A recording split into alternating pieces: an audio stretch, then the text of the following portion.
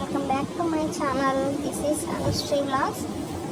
And ఇవాళ వర్షం పడిందని వెదర్ కూల్గా ఉంది కదా, సో అందుకని హాట్గా మిర్చి బజ్జీలు వేసాను.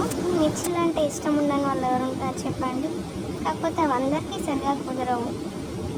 సో అందుకే ఇలా ఒకసారి ట్రై చేశారంటే హోటల్ స్టైల్లో మిర్చి బజ్జీ చాలా బాగా టేస్టీగా ఉంటుంది. సో ముందుగా మిర్చి బజ్జీ చేయడానికి లావుగా ఉంటే మిర్చిలు తీసుకొని వాటిని గింజలు తీసేసి ఇలా పొడవుగా కట్ చేసి పక్కన పెట్టుకోండి. ఇలా వీడియోలో చూపించిన విధంగా అన్ని గింజలన్నీ తీసేసేయండి.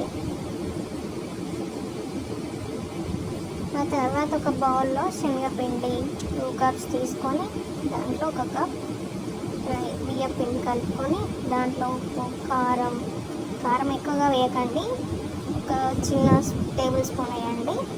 అండ్ అలాగే ఓమా, జీలకర్ర అండ్ కొద్దిగా పించ్ ఆఫ్ బేకింగ్ సోడా వేయండి.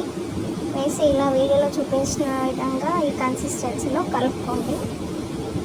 ఇలా కలపడం వల్ల బజ్జీలు ఫ్లఫీగా వస్తాయి. అలాగే బియ్యం పిండి కలపడం వల్ల మనకి బజ్జీ అనేది క్రిస్పీగా వస్తుంది. ఈ మిర్చి కలిపేసి పెట్టిన పిండిలో కట్ చేసిన మిర్చి బజ్జీలను ఇలా పట్టుకొని వీడియోలో చూపించిన విధంగా పట్టుకొని వేయాలి. అలా వేయడం వల్ల మిర్చి అనేది బాగా కాలుతుంది అండ్ టేస్టీగా కూడా ఉంటుంది. అస్సలు కారం ఉండదు. ఇలా అన్నీ ఇలాగే వేసేసుకొని 2 వైపులా బాగా కాల్చుకోండి.